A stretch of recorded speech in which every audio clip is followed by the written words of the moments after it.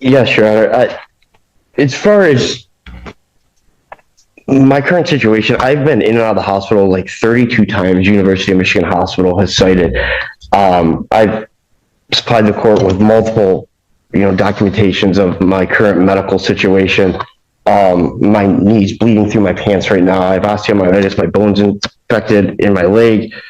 And I didn't. In that regard, and I don't mean to interrupt you, but Yeah. in that regard, part of you haven't done any testing, you haven't done anything. And part of your reasoning behind that is basically saying you can't go out in public.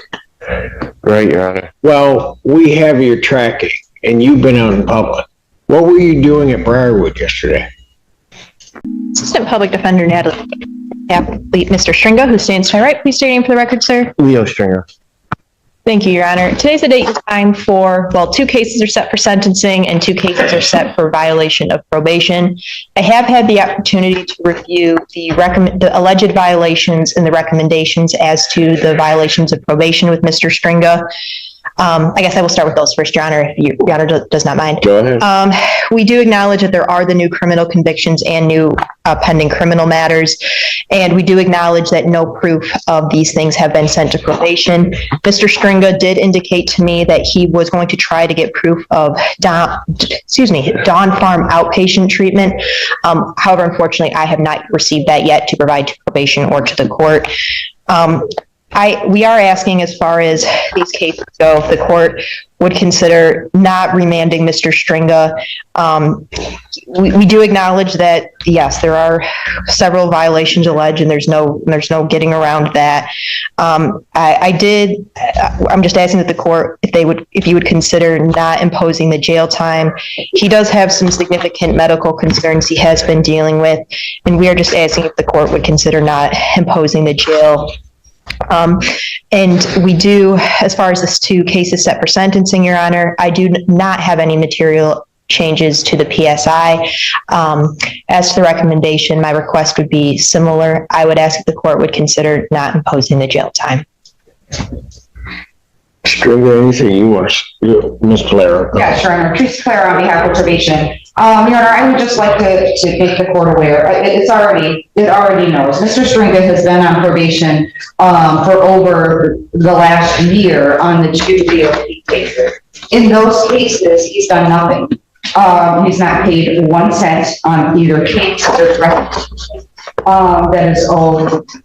That is high amounts on both cases. The only thing that Mr. Stringa has done is picked up new criminal cases. He has convictions. He also has pending matters. I had conversations with Mr. Stringa about getting into treatment. The conversations go that he agrees.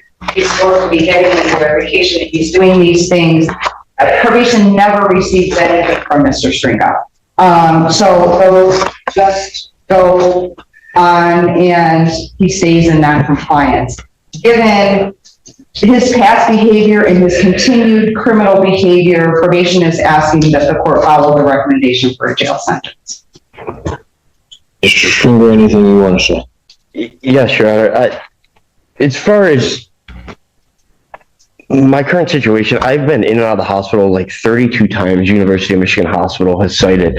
I've supplied the court with multiple, documentations of my current medical situation. My knee's bleeding through my pants right now. I have osteomyelitis. My bone's infected in my leg. I didn't. In that regard, and I don't mean to interrupt you, but Yeah. in that regard, part of you haven't done any testing, you haven't done anything. And part of your reasoning behind that is basically saying you can't go out in public. Right, Your Honor. Well, we have your tracking, and you've been out in public. What were you doing at Briarwood yesterday? I was trying to apply for a job online that I'm trying to do online. I had to go there and give them some paperwork. Then why couldn't you go to community corrections? I could, Your Honor. I don't have any money to pay for it.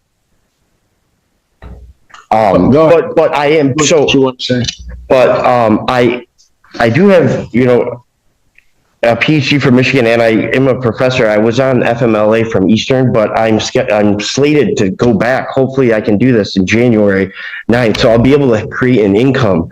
I have been sober. I tried to go to inpatient treatment. They wouldn't let me because of my skin condition, just to show the court that I was doing something. And I did send some paperwork with, that. I don't know if you didn't get it, but. No. Okay, Judge Barr's court got it, but, yeah,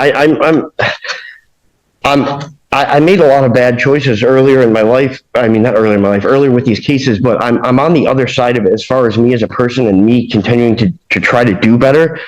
I made a mess of the cases, and I didn't know that I was still actually on probation in this case. And it wasn't even really brought to my attention that I wasn't in compliance until I spoke with Ms. Polera maybe 2 months ago. So I thought I might have had time served on this, but it was another case that it was time served on. But I would just like to for you to give me a chance that I can do probation, and that I can get through this and make myself a better person. I have so much going on medically right now too. I might, it's a lot. I don't want to get into it, but well, at your mercy, I didn't, and this too, it's like, I didn't work so hard my whole life and, get a PhD and do all these things in life to throw it all away. And I want the opportunity to try to do this. And if you give me this chance, I won't prove you wrong. You were sentenced originally in July 24th of 2024. And now here we are a year plus, almost a year and a half later, and you've done nothing except, as Ms. Blair indicates, is pick up new criminal charges. I'm done. I thought I was time served. I thought the case was over with, Your Honor. I really did.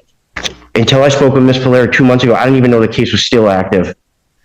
I made a mess, and I had like 4 or 5 retail frauds in Washtenaw County through different 14A, 14B, and 15th. I didn't know which one was which. But when I thought I had time served, I thought it was closed out because nobody told me anything different. And actually, I went to jail, was booked, and let go multiple times, and I never even had a warrant on this case. So I didn't even know that I wasn't in compliance. I didn't even know it existed. You done? Yes, sir. So on the cases ending in 0962 and then 1452, since they have the same recommendation, I'll just do it once. On those, the probation cases, I'm going to revoke your probation. I'm going to sentence you to 365 days in jail, credit 82 days served, defendant to serve the balance. I will waive the remaining terms, accept the financial obligations, discharge you from probation without improvement. I will consider release to Dawn Farm inpatient treatment on those cases. Thank you, Your Honor. On the other matters, on the case ending in 0616, $125 statutory fee, 365 days in jail, credit 41 served, defendant to serve the balance. I'll consider release to Dawn Farm inpatient treatment. And on the last case ending in 1677, I'll order $125 statutory fee. I will apply the bond in that case. I'll order 365 days in jail, credit 2 days on that case, defendant to serve the balance. I'll consider release to Dawn Farm inpatient. Your Honor, Defendant is remanded. can I say one thing? Just as far as the inpatient treatment, I have a misdemeanor warrant in another county, which I don't think they'll let me do. Is there any way I could do the Dawn Farms in jail program to get released that way? Is that feasible? Just because I know that you gave me bond conditions before to be released to treatment, and they wouldn't let me go because they said I had a misdemeanor warrant in another county. So I You consider that another time, but I pronounce my sentence. Defendant's remanded. Okay. Thank you. My coat. Thank you. The outcome is decisive. Probation revoked, multiple 365-day jail sentences imposed, and only a narrow door left open: possible release into inpatient treatment. This wasn't just about punishment. It was about accountability after repeated chances. The judge made it clear: patterns matter more than promises. Despite the defendant's education, medical claims, and emotional appeal, the consistent non-compliance ultimately determined the result. This case highlights a harsh reality of the justice system. Potential doesn't outweigh action, and words don't replace effort. So what do you think? Was the judge too harsh, or was this the inevitable result of too many missed opportunities? If you found this case as shocking as we did, make sure to hit that like button, share your thoughts in the comments, and don't forget to subscribe for more jaw-dropping courtroom breakdowns.